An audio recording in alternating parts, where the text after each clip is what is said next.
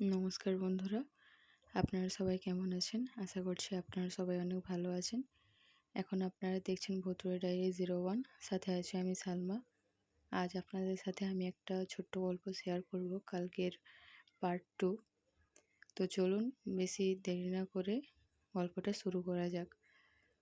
তো গল্পের নাম হলো জঙ্গলের পরীর রহস্য।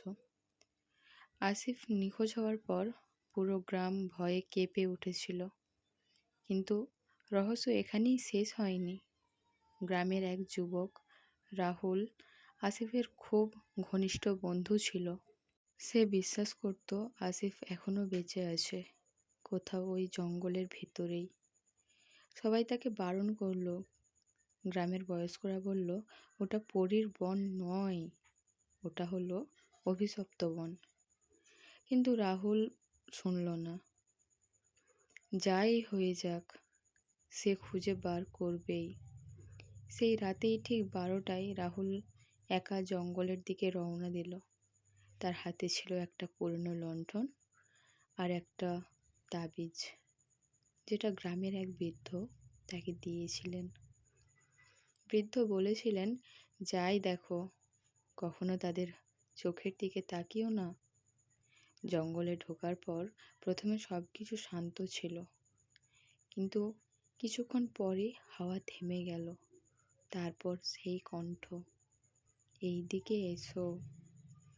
রাহুল বুঝে গেল এটাই সেই পরী। কিন্তু এবার সে থামল না। সে চোখ নিচু করে সামনে এগোতে গেল।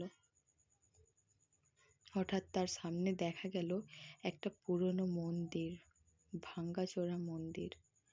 মন্দিরের চারপাশে অদ্ভুত আলো জ্বলছিল, আর ভেতর থেকে আসছিল ফিসফিস আওয়াজ। রাহুল সাহস করে ভেতরে ঢুকল। ভেতরে ঢুকতেই সে জমে গেল। মন্দিরের মাঝখানে দাঁড়িয়ে আছে সেই পরী, কিন্তু এবার তার আসল রূপ। ভয়ঙ্কর কালো ছায়ার মতো শরীর, আর চোখ দুটো জ্বলজ্বল করছে আগুনের মতো। আর তার চারপাশে আছে অনেকগুলো মানুষ দাঁড়িয়ে, চুপচাপ, স্থির হয়ে। তাদের মধ্যে একজন আসিফ।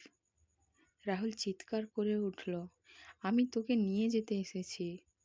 কিন্তু আসিফ নড়ল না। সে শুধু ধীরে ধীরে মাথা তুলল, আর তার চোখ একেবারে সেই পরীদের মতো। হঠাৎ সেই পরী বলল, যারা এখানে আসে তারা আর কখনো ফিরে যায় না। তারপর সে হাত তুলতেই সব মানুষ একসাথে রাহুলের দিকে এগিয়ে আসতে লাগলো। রাহুল দৌড়াতে গিয়ে হঠাৎ মনে পড়ল সেই তাবিজ। সে তাড়াতাড়ি তাবিজটাকে বের করে সামনে ধরল।